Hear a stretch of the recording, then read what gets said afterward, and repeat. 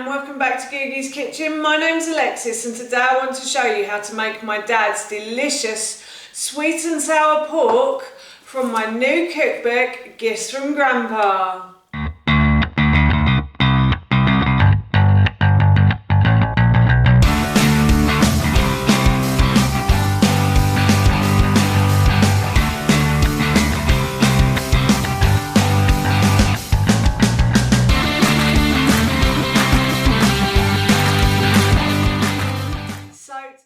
Show you my dad's delicious sweet and sour pork recipe, but before I do, if you are new to my channel, then hello and welcome.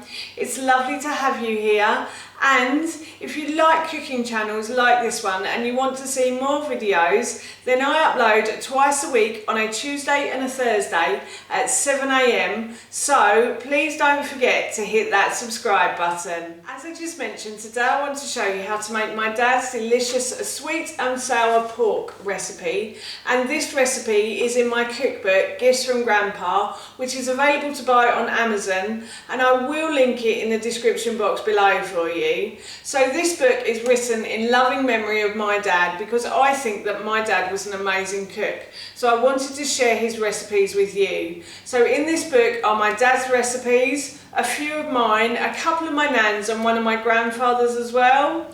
My dad also believed that everybody should have a home and everybody should have a place to go to, so £1 from the sale of each book will go to the homeless charity Crisis.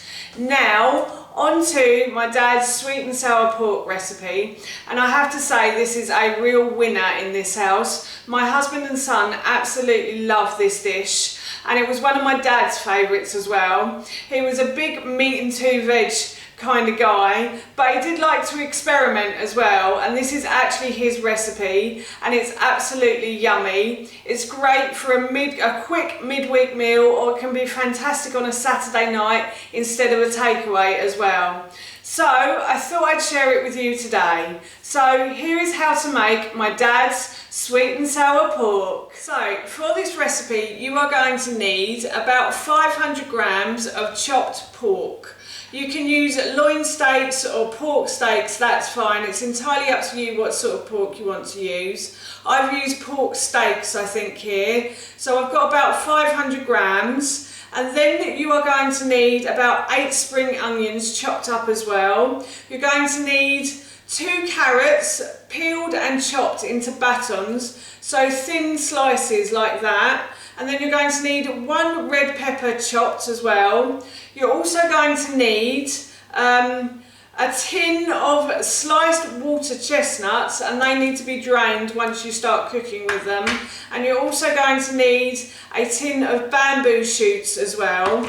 And then for the sauce you're going to need 500 mils of chicken stock, and you're also going to need 2 tablespoons of tazmari. You're also going to need 2 tablespoons of tomato puree, 2 tablespoons of apple cider vinegar, 2 tablespoons of brown rice flour or corn flour, that's to make the sauce go thick. And I've also put in this bowl a teaspoon of Chinese 5-spice as well, and that makes it taste really yummy, that 5-spice. And then you're going to need 1 teaspoon of honey, and you're also going to need at the end about 4 handfuls of chopped green beans as well.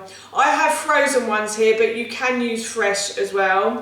And then you'll need salt and pepper to taste too. So the first thing I'm going to do is make my sauce. So I've got my 500 mils of chicken stock here, and what I'm going to do is add the tomato puree to this.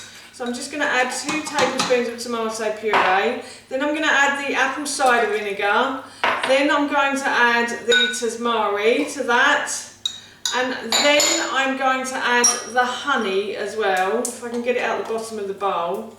So I'm going to put that in. I'm just going to let that sit on the bottom for a while. And then I'm going to add the brown rice flour, so 2 tablespoons of brown rice flour and a teaspoon of Chinese 5-spice as well. So I'm going to put all of that into that jug, and then I'm going to mix this around, and then I'm going to set this aside because you'll need this later in the recipe. So I've put a large pan on and I'm going to put this on a high heat now, and then I'm going to add some oil to the base of the pan. Oh, a bit too much, but never mind. And I'm going to spread it around with my plastic brush now. I'm just going to spread this evenly across the base of the pan. And then I'm going to leave this to heat up, and then when it's nice and hot, I'll add the spring onions. So the pan is getting nice and hot now, so I'm just going to add the spring onions, and I'm going to fry these off until they hopefully become see-through clear, sort of translucent. I'm just going to fry these off now. So the spring onions have been frying for a good 2 minutes or so now, and they've just started to become see-through and clear and like soften as well. So they're perfect now. So what I'm going to do is add in the pork. So I've got my pork chopped up and ready to go in. So I'm going to fry this off until the fat starts to go golden. So that's when you know pork is cooked, when the fat on the edges goes golden. So as you can see, the fat has started to turn a nice golden colour, so that means the pork is cooked now. So what I'm going to do is add in the carrots and the red peppers to the frying pan, to the sauté pan. And then I'm also going to add in the water chestnuts, which I've drained in the sink, and the bamboo shoots as well. Then I'm going to start to mix these around, and I'll fry these for a further couple of minutes just to get the cooking process into all the other ingredients, so just to start them getting warm and stuff. So it's getting a little bit warm, so I'm just going to turn the heat down slightly, and I'm going to continue cooking this. The vegetables that have been put into the pan are actually starting to get slightly softened now. So all I'm going to do now is add the sauce to the pan, and then I'm going to bring that to the boil, and I'm going to leave it to simmer while I cook my rice. So I've finished cooking the pork stir fry, and I've made the rice as well. I actually made quinoa instead, and I thought I'd serve myself a little bit and just give it a little try. We're going to have this evening for our dinner, so I've made it early, so I've got it ready for when Ted comes home from school. So, I also wanted to mention that I put green beans in at the end of the cooking process for about 5 minutes, just to let them heat through. And so I'm just going to put a little bit of this into a bowl with some of the quinoa in here. You can use rice or quinoa, it's entirely up to you. And I'm just going to give the pork and some of the veg. Obviously I can't have all of the veg, but I'll have a little bit. I'm just going to give this a little try now.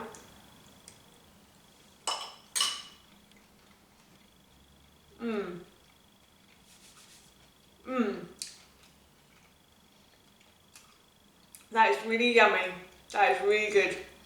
Looking forward to that later. So that's how you make my dad's delicious sweet and sour pork recipe. And as I mentioned earlier, that recipe is in my cookbook, Gifts from Grandpa, which is available to buy on Amazon. And I will link this in the description box below for you. And I'll also link the recipe in the description box below too. I'm off to collect my son from school now, but when we get home, I'm going to dig into some of this delicious dish. So that's it from me. Thank you so much for watching. Please feel free to give me a big thumbs up if you enjoyed this video, and please feel free to leave any comments below. Do you like making Chinese at home, and what sort of Chinese do you like making? I'd love to know, and please don't forget to hit that subscribe button. See you all soon. Bye.